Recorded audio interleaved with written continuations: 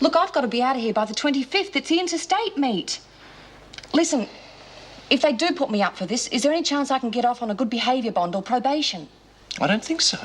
But it's a first offence. Doesn't that count for something? Will you face the facts? We're not talking about something petty like shoplifting. We're talking about an $8,000 break-in. I don't think you'd have a chance.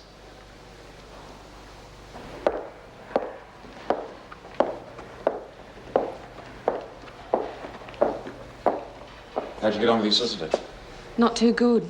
He's trying, but he's made it quite clear he doesn't think I stand a chance. Well, don't give up hope, eh? I won't. Mr. Fletcher, do you think you could arrange for my coach to visit me? I've got to talk to him. I'll see what I can do. Come on, Brian. Thanks.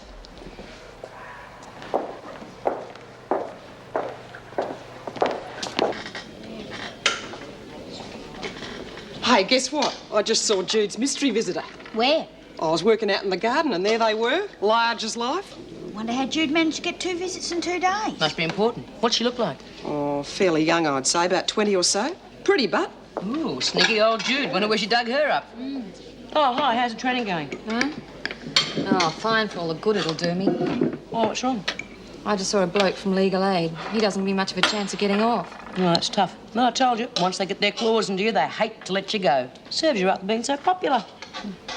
And speaking of popular, who's the little tin tank that's had 2 visits in 2 days and looking a lot happier than I've seen her for some time? Yeah, maybe the next one will be in the visiting suite, eh, Jude? Oh. Cut it out, will you? Spuggy little piece, Jude. What's your secret? Vitamin E? Yeah, come on. Tell us a story. How'd you Look, look on shut up, will you? All of you. Now, steady on. We're only having a joke. Well, I don't happen to think it's funny. You've all got minds like sewers. Now just lay off me.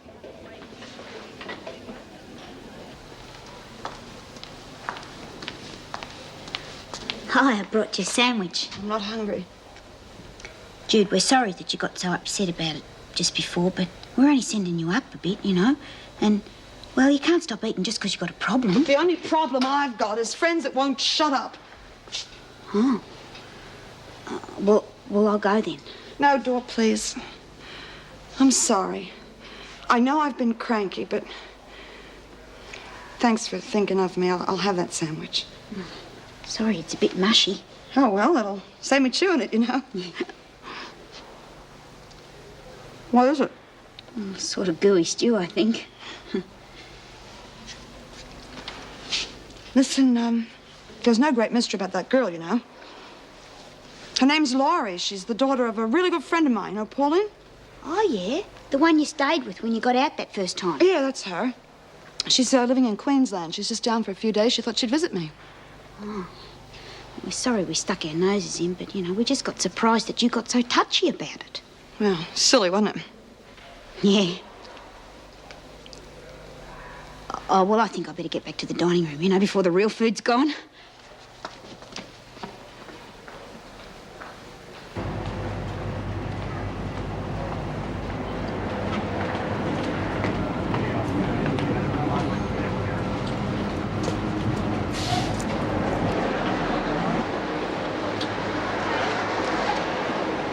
Yes, may I help you? Yes, I'd like to see that tray of rings, please. You've got very good taste. These are natural diamonds. Are you getting engaged soon? You never know. Are they very expensive? Well, we prefer to call them a sensible investment. Would you mind if I try a couple on? Not at all. We've got to see if it's the right one. I'll try that. And that one? Yes. And that one. That should be enough.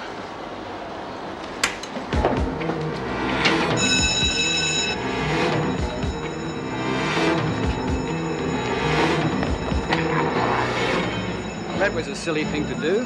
How'd you expect to get away with it? Well, the police will be here any minute now.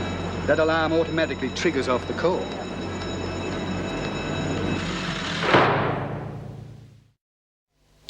Hey, listen, Jim, I'm sorry for having a dig about your visitor yesterday. Doreen told us who she was.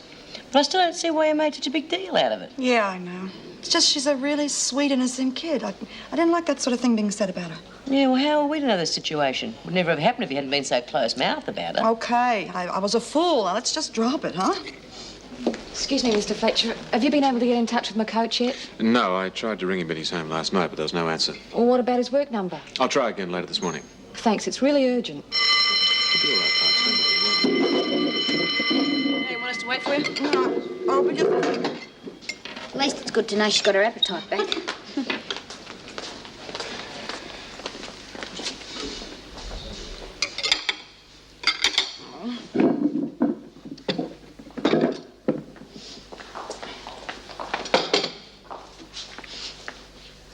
Laurie.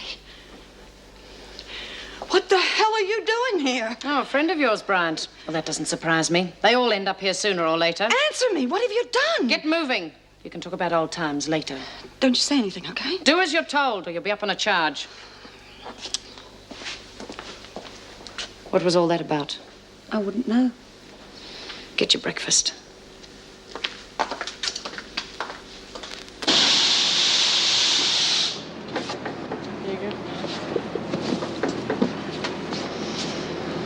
Now, who's the bloody fool that did that? Haven't you got a brain in your body? You have to just watch where you're putting things. Have you heard me? Because I'm not going to tell you again. Just calm down, Jude. That's not what's upsetting you. Now, come on, what's happened? Come on, Jude, we're all your mates. We'll help you. I know. I'm sorry. It's just that I... Just what? You know that kid Laurie, the one you call my mysterious visitor? Yeah, what about her? She's here. She's in Wentworth. You mean she's been copped? I saw her going into the dining room. She was with Vera. We only saw her yesterday. What's she in for? I couldn't find out. Well, if she came in last night, she'll see the magistrate this morning. If it is her first offence, they won't lay it on too thick. You mean they're going to sentence her? They can't do that. They don't know why she's done it. Why she's done what? You don't even know. I gotta see the governor.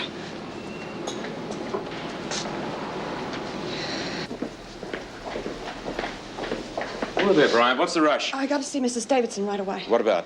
Well, there was this girl brought in last night. You've heard, have you? Well, has she gone to court yet? Yes, I'm afraid she's already left. Oh.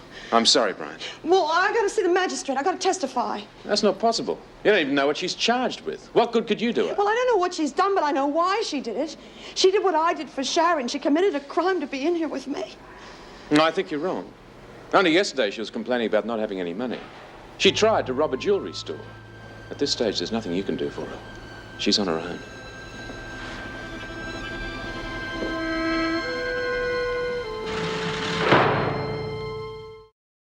I thought sure they'd come to the party. I mean, it's our own club, isn't it? If I'd been asking for money to send you overseas for some important track event, I'd have had no trouble. Trying to get money out of them for this was a different kettle of fish. I'm not really surprised. Once you've been arrested, people automatically think you're guilty. But I'm not. You believe me, don't you, Henry? How can you even ask that? Do you think I'd be here if I didn't have complete faith in you? Yeah, I suppose not. Well, it could be worse. At least it's not costing me anything while I'm in here. If only I could train properly. Mr. Fletcher's been a big help. Yeah, but I'm not your coach, and that's what you need. Hey, wait a minute. Couldn't you come in and work with me on a regular basis? I don't see why not. I could have to rearrange my schedule. It's not impossible. What do you think our chances would be, Mr. Fletcher? Well, I don't know. I have to ask Mrs. Davidson, get her permission. It might sound like preferential treatment. Not if I offered keep fit classes for the other women interested. Now, that might work. I know that Mrs. Davidson's keen to have the women keep fit. Will you have a word with them, Mr. Fletcher? Well, you certainly need better training than I can give you. All right, it's worth a try. I'll have a word with her. We always thought that my brother James was the firstborn. We didn't know about the other child. To think that she'd kept that from you all those years. Well, apparently she kept herself apart from us because she felt inadequate as a mother, and she blamed herself for the death of the first child. Yes, well, that's not unusual. Makes me wonder if... If what? Oh, if I was to blame for the failure of our marriage. I immersed myself in my career, and we didn't have any children. Well, the kind of childhood you had wouldn't have helped. And in my experience, kids can bring as many heartaches as joys. But would you have gone without the experience? No. Oh, I'm sorry, Mrs. Davidson. I didn't realize you had anybody with you. Sorry, Meg. Oh, that's all right. What can I do for you? Well, this is Henry Lawrence. He's Michelle Parks's coach. How do you do? Mrs. Davidson? Parks was wondering if you could give permission for Henry to be able to come in each day and assist with her training.